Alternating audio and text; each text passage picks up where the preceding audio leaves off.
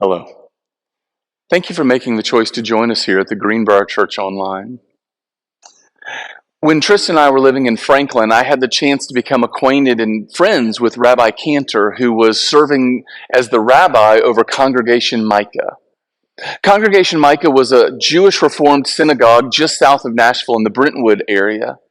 And oftentimes I'd go and hang out with Rabbi Cantor, and he would explain to me different Jewish customs and beliefs that helped me immensely in my understanding of not only the Old Testament, but of Jesus Christ. I remember one time when we were talking and I was explaining how I grew up in New Orleans, and he said, "Have you ever been to a Jewish Mardi Gras?" I said, "I've never heard of a Jewish Mardi Gras. What's that?" And he just kind of laughed. He said, "Well, nobody calls it that. Actually, what we call it is Purim." You see, in the spring of every year, the Jewish community gets together and they have a 2-day celebration where they celebrate the story of Esther. Purim is this celebration and remembrance of a time when somebody decided that they were going to annihilate and kill all of the Jewish people, yet God intervenes. They celebrate the day with singing and dancing. They share a feast. They dress in costumes. They give gifts to loved ones and to the poor. But in the middle of their celebration, they stop and they read the book of Esther together. The book of Esther is such an important book, not only to the Jewish community, but I think it's a very important book for us as well. You see, the story of Esther is a microcosm of how God saves his people, working in the background of their lives, how he draws them close. And so, as we work our way through this part of the story today, I want to borrow an idea that I got from Dave Stone. And he used playing cards as a way to remember the 5 main characters in the story. And so I want to try to do that as well. And hopefully it'll help us find God working in the midst, in the background of the story to help not only the Jewish people through their struggles, but it will remind us of how God works in our lives and helps us in the midst of our struggles. And so our first playing card this morning is the King of Hearts. It's King Xerxes. Xerxes reigns over Persia and most of the world actually for 20 years. His kingdom stretches from India all the way to the Mediterranean Sea. Xerxes was a strong, handsome, intelligent man, and apparently he liked to have a good time. As the book of Esther opens, we see that King Xerxes is throwing a party, and it's not just a small party. This is a party for all of the important people in the kingdom. It lasts 180 days, over 6 months, as a show of his wealth and his power. Day after day, week after week, month after month, Xerxes entertains and feeds and provides wine for all of his officials, his advisors, his military officers of the Persians and the Medes, the nobles, the officials of the provinces. Anyone that had access to him was invited to the 6-month party. At the end of 180 days, in order to continue to show off his wealth and his power, and of course, his love for the people, he extends the party for 1 more week. 7 days where everyone is invited to come and to participate. Rich and poor, people of position, people under the authority of others. Everyone is invited to come and to celebrate King Xerxes. This was not a little get-together like a birthday party you would have for a 4-year-old at Chuck E. Cheese where you eat bad pizza and drink enough Coke to go into a diabetic coma. We're told this is extravagant. In chapter 1, we read that the courtyard was elaborately decorated with white and blue cotton curtains lined with linen and purple cords and silver rings on marble columns. Silver and gold couches were arranged in a mosaic on the pavement of the porphyry marble and mother of pearl and colored stones. Drinks are served in gold goblets. Each goblet was one of a kind. The royal wine flowed freely, a generous king. The guests could drink as much as they liked. King's orders, with waiters at their elbows to refill the drinks. Xerxes is a major player in the story, but what I find interesting is that if you read the story and you're not aware of God's presence in the background, it might seem that Xerxes is either unlucky or ignorant or both. God uses his mistakes and failures to move the story along. How do you provide the opening for a new queen? You make a mistake.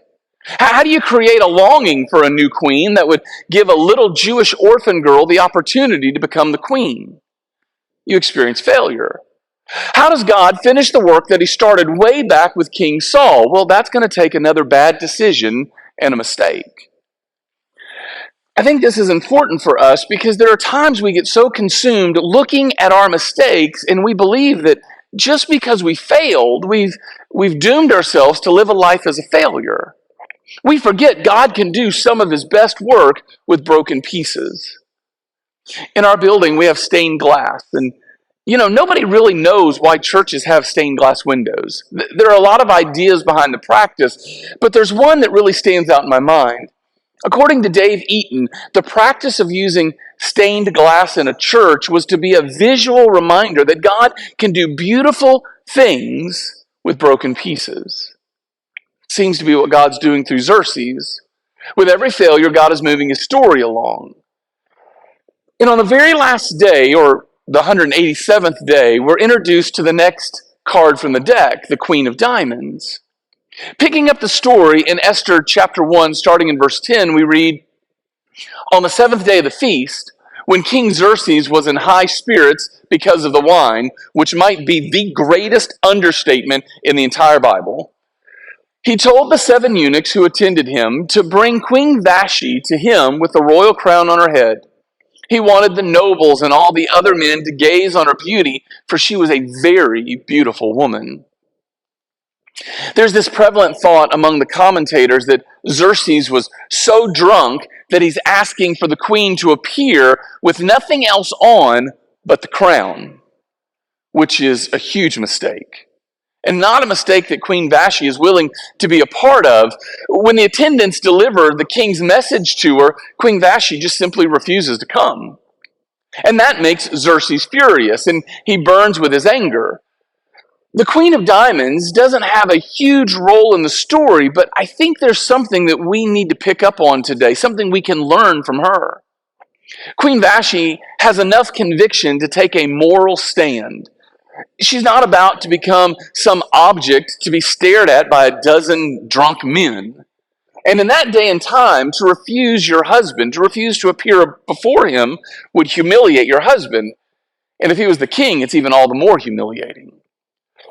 But she refuses to cross the line because she values her dignity. I understand that taking a moral stand is not easy. In fact, it's often controversial and unpopular. In our politically correct society, we're very quick to cancel anyone who tries to take the moral high ground. I mean, we've all been there. Your friends laugh at your belief in God, the God who created the heavens and the earth, or your boss asks you to do something unethical in order to help the bottom line, or your business associate listens so patiently as you talk about your marital problems, and then they begin to flirt with you. People in your community mock your morality. You even struggle with yourself as the alarm goes off in the morning and this battle begins between spending time with God and spending time with your pillow.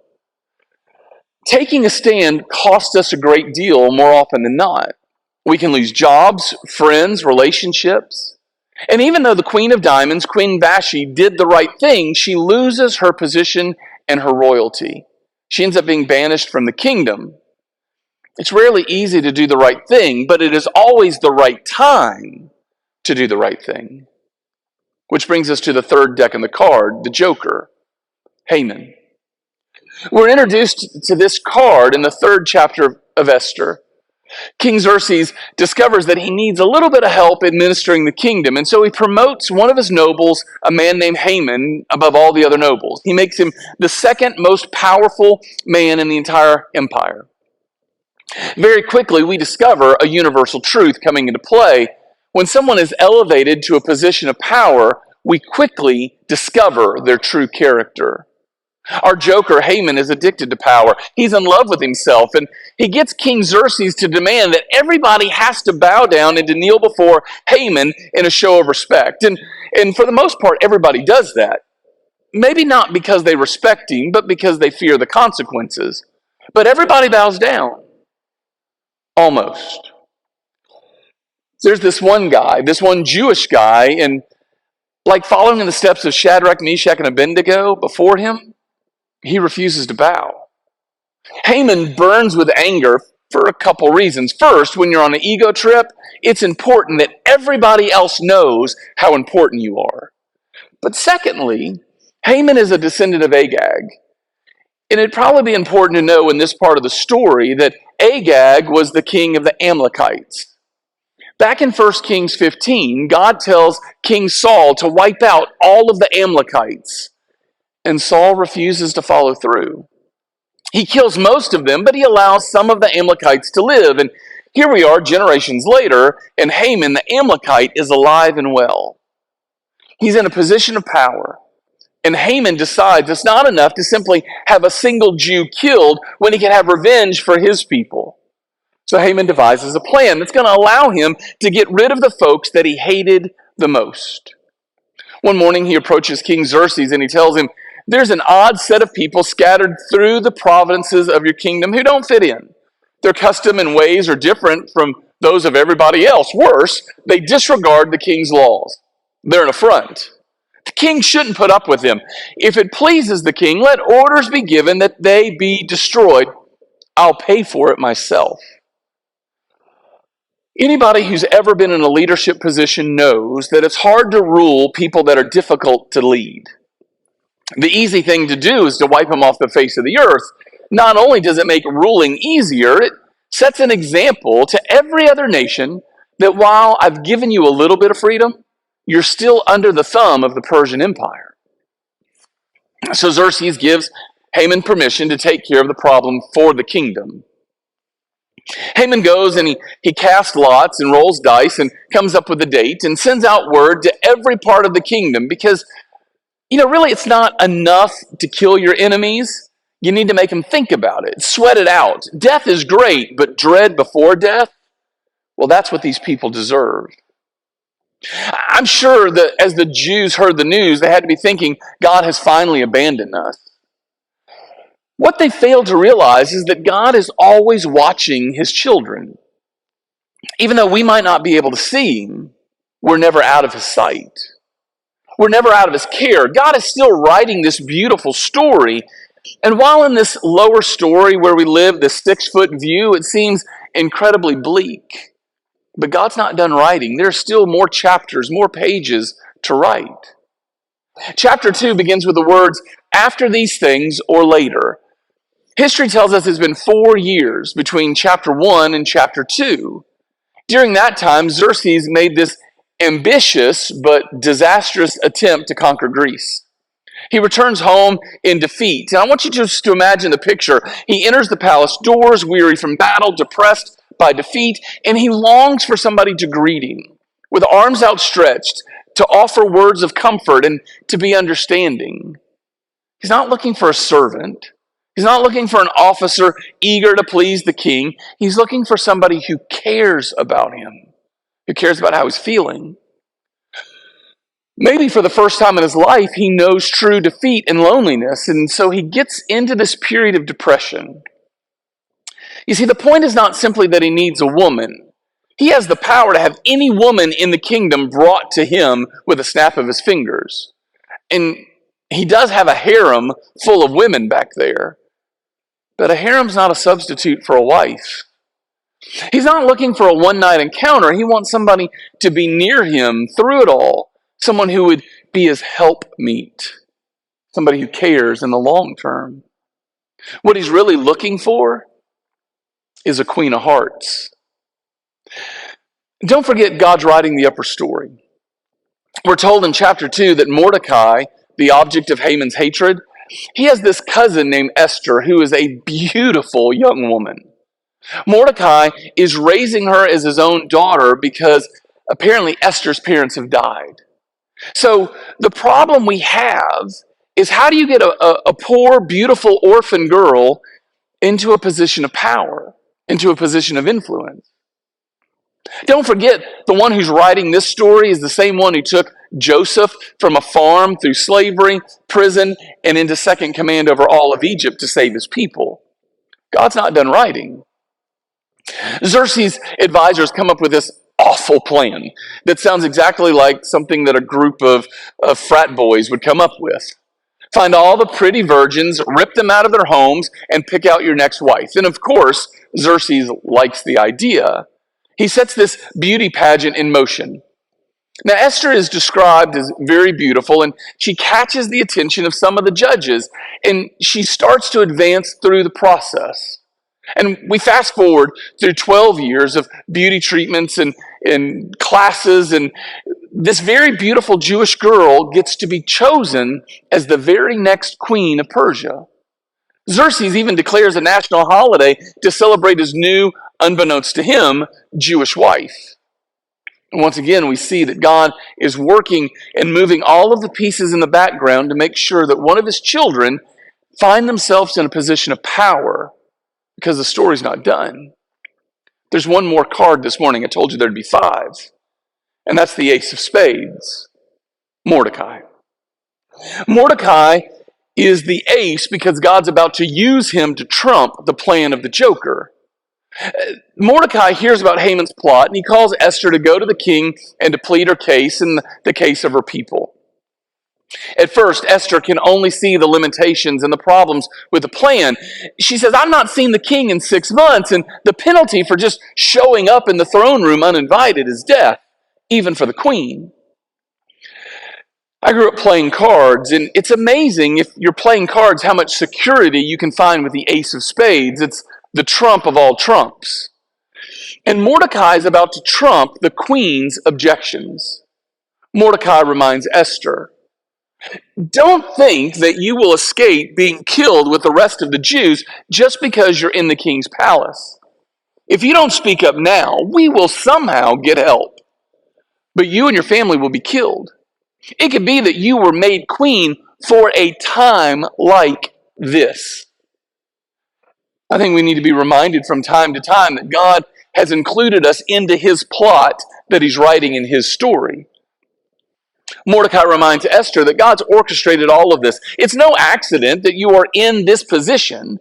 You're being called now to step out in faith and to use the influence that God has given you to intercede for his people. She was put in that palace so that the Messiah could be born and we could get the benefit, that we could find the salvation that God brings to his people. It was Andrew Jackson who once said, one man with courage always makes the majority. How many times do we have to be reminded that God has placed each one of us in positions where we can influence the world for good? You're not insignificant, and you are not here by accident. God has put you where you are to make a difference in the world. I think we would benefit by taking a page out of Esther's book and to learn how to take some holy risks. When you have a big faith and a big God, there's no telling what he will do through you. We're a little long this morning, so let me just make 3 very quick observations. Mustard seeds, if you will. Observation number 1, look for opportunities. Mordecai looked for them. Esther looked for them. I want us to be aware of what God places in our path and the people that he brings into our lives or our neighborhoods or our workplace. We need to constantly be looking for opportunities to be a part of what God's doing. Secondly, I think we need to invite God in the process. When Esther is faced with the idea that she's going to have to do something, she responds by fasting and prayer. Praying and fasting goes hand in hand in the Jewish community. Fasting is a way to communicate to God that he is your nourishment, he is your food, he is your strength. You're going without food as a way to express your dependence and your desperation on God. Esther understood that she can't control the events, but she can invite God into the problem and see him work. Thirdly, I think we need to have the courage to speak up. We have to have the courage to take a stand because after a time of praying and fasting, Esther takes that step. She goes uninvited before the king. She stands at the corridor, and at that moment that their eyes meet, although she's uninvited, the Bible says he was pleased with her. So he extends his royal scepter, and she comes into the throne room with an understanding that God is still writing the story. I think there are some of you today that feel so defeated. Your career, marriage, your kids, your moral character, it's one huge disappointment after another. I need you to know this morning that this is not the end. God's not abandoned you. This chapter of the story ends with the king putting the joker to death, elevating the ace, and living happily ever after with the queen of hearts. As we get ready to go to the tables this morning, I need you to remember that when you think the deck is stacked against you, just wait. God hasn't played his hand yet. He hasn't played his trump card yet. We live in a decaying culture that's falling further and further into despair every day, and yet we still have a Savior who gave his life to provide for our forgiveness, our strength, our courage, our power. As we take the bread and we take the cup today, we need to take a moment to remember everything that God has done for us, how he has provided us salvation, not just from death, but from eternal death. Because of Jesus Christ coming through the Jewish line that was saved by Esther, we have the opportunity to find salvation through a perfect sacrifice offered on a horrible cross that we come and remember and celebrate today, because God is writing a story, and it has always been a story of love. I hope you have a wonderful time around the table this morning. I hope that you take some time to think about what are you doing in your life and how are you participating in the story that God's writing, because as you take the bread and the cup, you are being reminded that you have been invited into the story that is a greater story than you've ever known. Have a wonderful week. I look forward to seeing you very soon. Please go in peace.